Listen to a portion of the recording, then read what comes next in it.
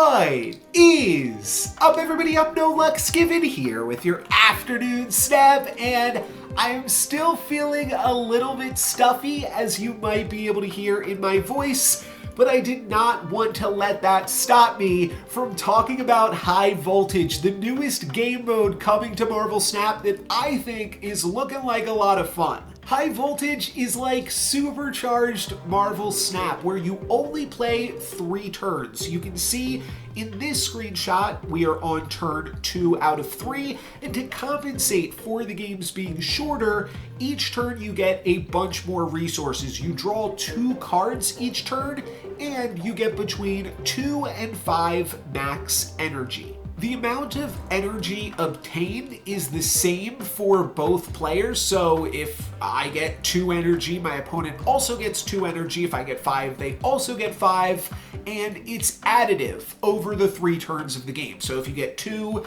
and then you get 5, then on turn 2 you will have 7 energy to spend on that second turn. We're gonna do a little pirate software breakdown here, where on the first turn you will see that you have between 2 to 5 energy, then you'll have 4 to 10, and then you will have 6 to 15 energy to spend. And that means the average is going to be 3.5, 7, and 10.5 energy. And what do these kind of energy curves facilitate? And what sort of things would you be looking to do with them? My initial thought is that this deck with this specific curve is going to be really, really good at taking advantage of this potential energy payoff. And there are a lot of different potential turn 1 cards that you can play, but usually you are going to be allowed to play a Patriot, which sets you up really well for an Ultron on the final turn to fill multiple locations. And Ultron is just one of the most power for your energy investment that you can get in Marvel Snap. It's more power typically than a blob, even with Ultron just natively. Let's see, it makes 8 drones with 2 power each, so that's 16. It's 24 power just by itself, Ultron. And then if you are pumping that up with Patriot, then that is an additional 16 power. And if you can pump up the Patriot additionally with Onslaught or Mystique to get additional uses out of it, or use Blue Marvel as a substitute Patriot, I think that that is going to be the most powerful thing that you can do that is also really flexible in terms of how you can curve out.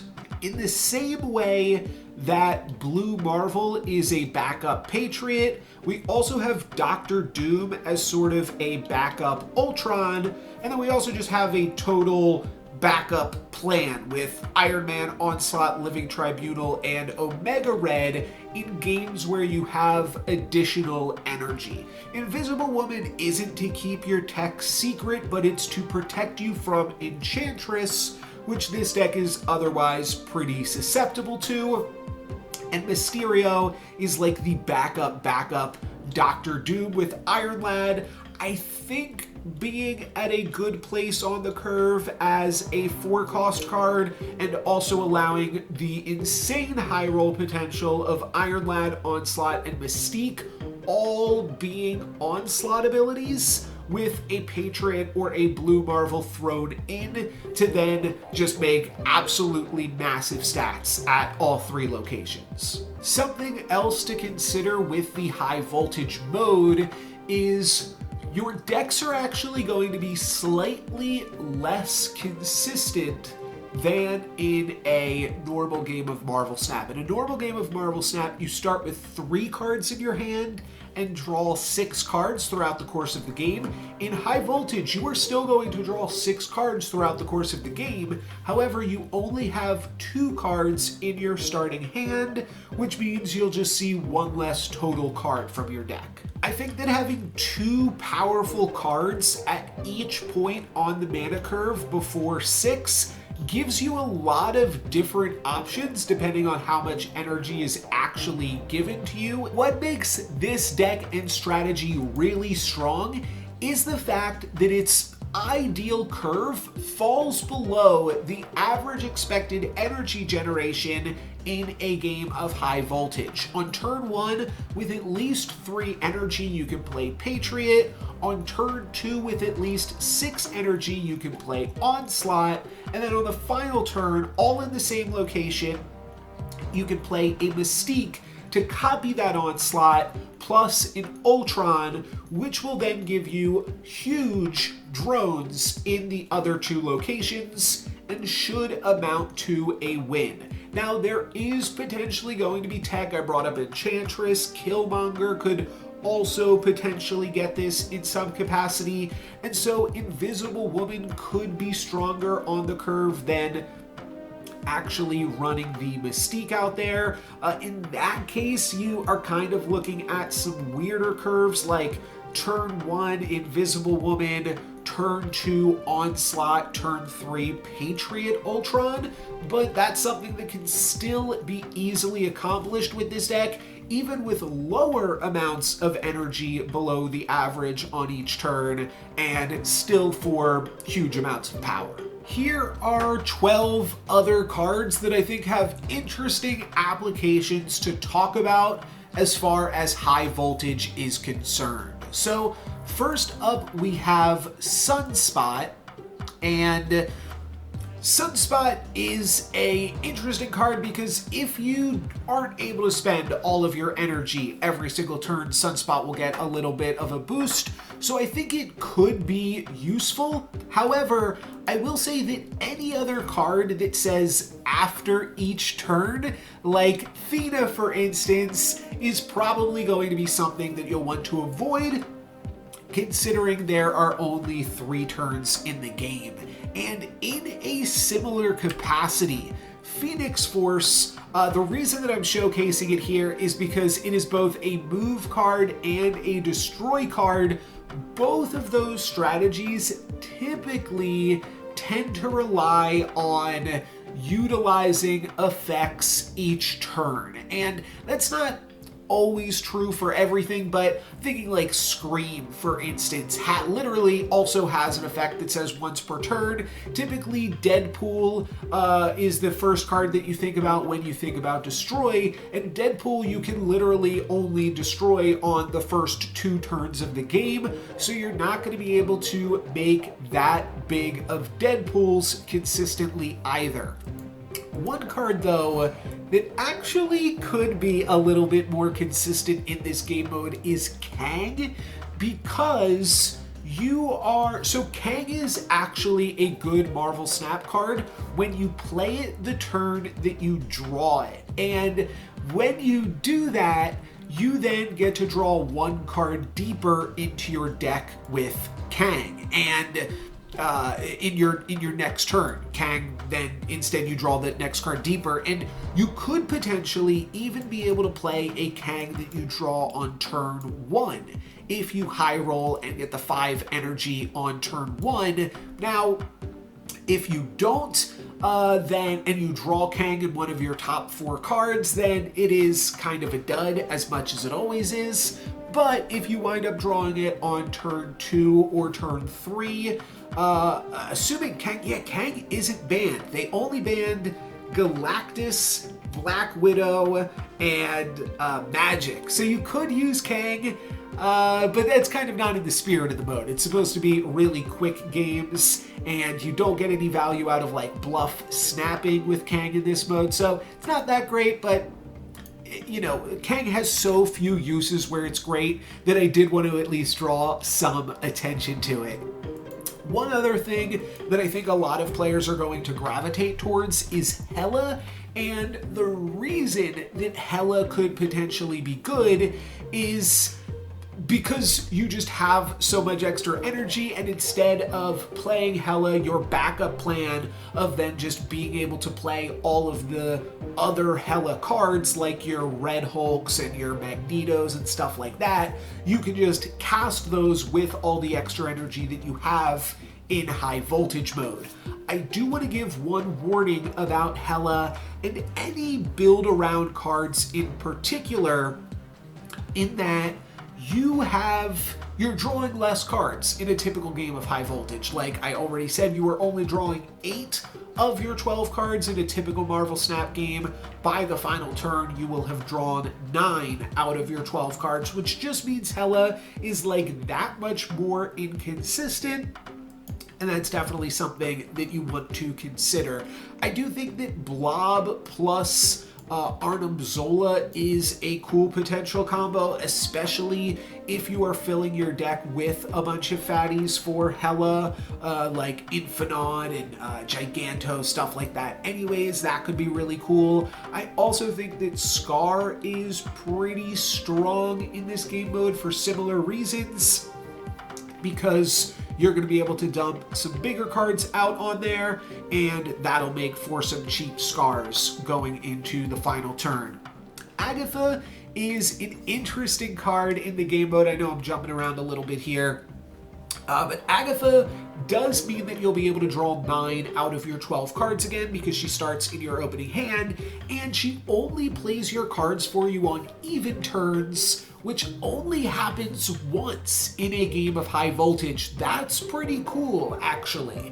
And you could still potentially make plays on turn 1 to discard her or something, or you could just say, okay, Agatha, you control turn 2, that's fine. You're probably going to play yourself, assuming that I get to at least 6 energy, and if I don't, then you still give me a high-powered play on the lowest of low rolls that are possible with just 14 points in a location that you do get to choose, because the final turn of the game will be an odd numbered turn. So Agatha does have some additional utility in this game mode.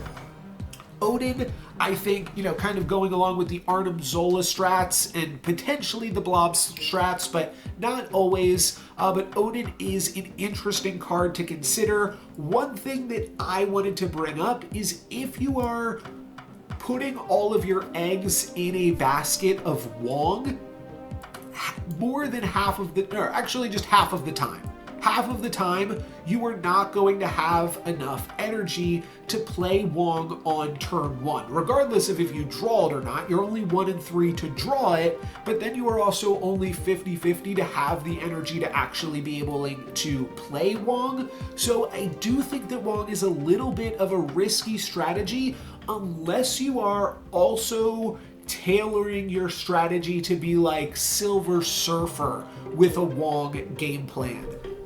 Speaking of that deck, one card that I forgot to include here is Serra. The idea that on the highest of high rolls you could play a turn 1 Serra is obviously extremely exciting, but I'm not sure if it's what you want to account for, because then in those games you're going to have so much energy on turns 2 and turns 3 that I don't think you're going to care that you played a turn 1 Serra necessarily. I did want to give a shout out to Red Hulk as well. Even though there are less turns in the game, I think that there is a higher likelihood that players will end their turn with unspent energy. So if you can draw a Red Hulk early, I think that you are still somewhat consistently looking at a 6-16 or a 6-19, but since the game has fewer turns, you're probably relying on this trigger a little bit less. And the last card that I wanted to talk about is my favorite, Arishem, which at the start of the game shuffles a bunch of random cards into your deck and gives you 1 additional energy, which totally changes this output, right? To be these numbers. I don't think that that's worth it. I think that the amount of additional energy that Arishem gives you in a typical game, to break this down with some quick maths, in a typical game of Marvel Snap, you get 21 energy over the course of the game. And with Arishem, you get 27 total energy with 1 additional energy each turn. This amounts to a 28.6% increase in energy, with your RSM games. Now in high voltage mode, RSM only gives you 3 additional energy because there's only 3 turns. And if we break that down into percentages, we can see that in a low roll game where you will typically have 12 energy, that is 2 plus 4 plus 6, RSM makes that 3 plus 5 plus 7 for a total of 15 energy, only a 25% increase, and that is as good as we are going to get. In a high rolly game, your 30 energy becomes 33, only a 10% increase, and on average, the 21 energy that you would get in a typical game of high voltage becomes 24 with RSM for a 14.3% increase, only half the increase that you would get in a normal RSM game of Marvel Snap. Overall, I think that RSM just isn't worth it, adding all of those extra cards into your deck for not as much of a benefit as he would provide in a typical game of Marvel Snap. I thought of some additional Kang math that people might find interesting. On a typical game of Marvel Snap, the only times where you get to draw the additional card with Kang is if you draw it on turn 5 or turn 6, or I guess arguably turn 7. But for the most part, that's really just turn 5 or 6, so 1/3 of the time, which makes the card not worth it. However, where Kang has been successful in the past, and successful is like, you know, it's a little bit of a stretch still, but I have played the card to some success in some Galactus lists that include Electro and Wave, and give you the additional ability to play Kang on turn 4, which means you could play him half of the time that you draw him for that additional effect of getting to draw 1 card deeper. In high voltage mode, you only draw 8 cards over the course of the game. And if you draw Kang in your opening hand, it's never going to work. But if you draw Kang on turn 1, let's actually do this. Let's say that this is going to be 0% of the time. If you draw Kang on turn 1, that is actually going to work for you 1/4 of the time, because 1/4 of the time on turn 1, you're going to have 5 energy. You're either going to have 2, 3, 4, or 5 energy, and if you have 5 and you draw Kang on that first turn, you can actually play him and get 1 card deeper into your deck, which is kind of cool. And if you draw Kang, let me make this a little bit bigger. If you draw Kang on turn 2, you are going to be able to play him every time except when you double low roll. As long as you don't get 2 energy twice, as long as you get at least 3 energy on either turn 1 or turn 2, you'll be able to play Kang. So 15 out of 16 chances, and that is equal to 93.75%.